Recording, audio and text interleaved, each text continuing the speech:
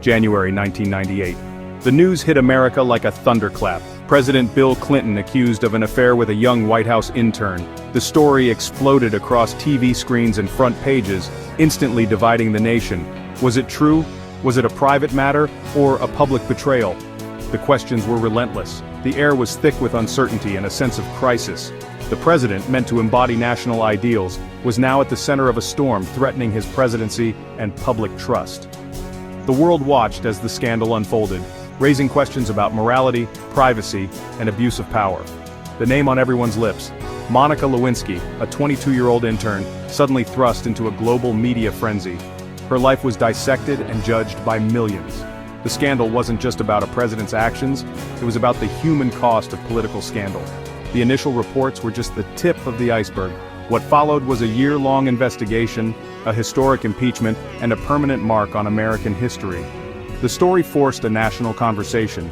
How do we hold leaders accountable? Where is the line between private life and public duty? To understand, we have to go back to the beginning, inside the White House. This was the start of a story that would change America.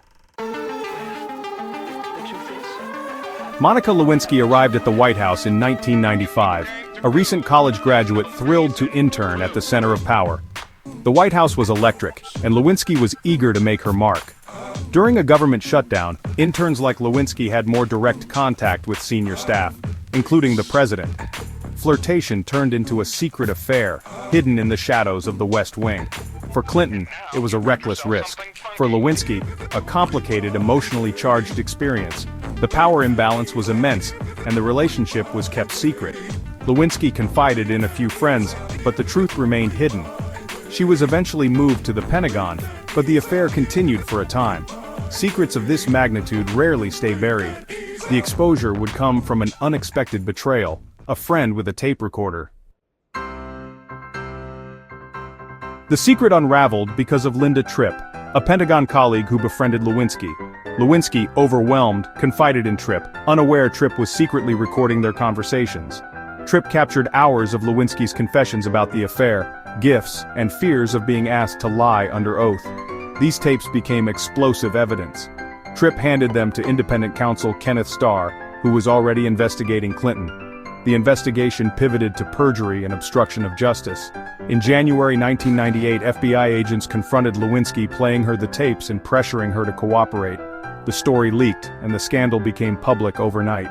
Clinton now faced a legal and political firestorm. The stage was set for a dramatic confrontation between the president and the evidence. Facing a media frenzy, President Clinton made a defining choice. On January 26, 1998, standing beside Hillary Clinton, he declared, "I did not have sexual relations with that woman, Miss Lewinsky." The denial became the centerpiece of his defense. Meanwhile, Kenneth Starr's team gathered evidence, including the infamous blue dress Lewinsky had kept. The dress, stained with Clinton's DNA, was the smoking gun. The FBI confirmed the match, making Clinton's denial untenable. With the evidence irrefutable, Clinton could no longer maintain his story. On August 17, 1998, he testified before a grand jury and finally admitted to an improper relationship. That evening, he addressed the nation, calling his conduct not appropriate and admitting he had misled people, including his wife. The confession stunned the country and set the stage for impeachment. The truth was out, and the consequences were historic. The blue dress became a symbol of the scandal's inescapable reality.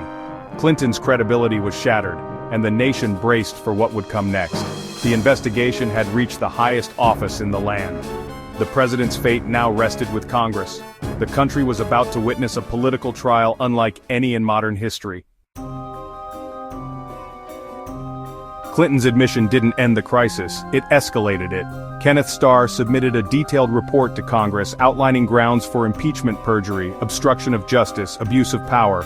The report's explicit details shocked the public and fueled partisan conflict. The Republican-controlled House moved to impeach, arguing Clinton's actions met the standard for high crimes and misdemeanors. Democrats countered that his behavior, while wrong, wasn't impeachable, and accused Republicans of a partisan attack. On December 19, 1998, the House impeached Clinton on 2 articles, perjury and obstruction. Clinton became only the second U.S. president ever impeached. The Senate trial began in January 1999, with Chief Justice William Rehnquist presiding. House members prosecuted, Clinton's team defended, a two-thirds Senate majority was required for removal. As the trial progressed, it became clear the votes weren't there. On February 12, 1999, the Senate acquitted Clinton on all charges. He remained in office, but the scandal had changed the presidency forever. The nation was left to grapple with the fallout. Clinton finished his term with high approval ratings, but his legacy was forever marked by scandal. The impeachment overshadowed his achievements and remains a defining chapter of his presidency. After leaving office, he focused on philanthropy, but the scandal followed him.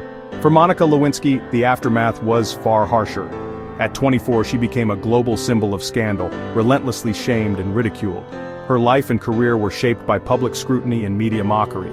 The scandal accelerated the rise of the 24-hour news cycle and deepened political divisions. It forced a reckoning with issues of power, consent, and media ethics.